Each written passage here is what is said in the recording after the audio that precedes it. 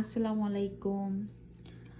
আজকে আমি আপনাদেরকে একটা সুন্দর একটা জিনিস বানায় দেখাবো।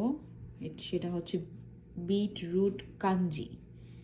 তো এটা বানানো খুবই ইজি আর খুবই উপকারী একটা ড্রিঙ্ক।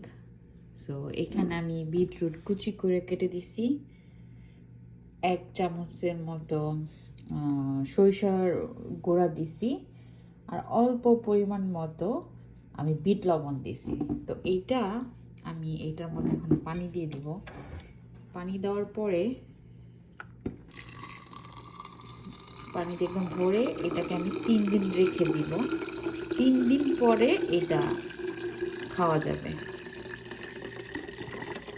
পরে এটাতে একটু নেড়ে দেব।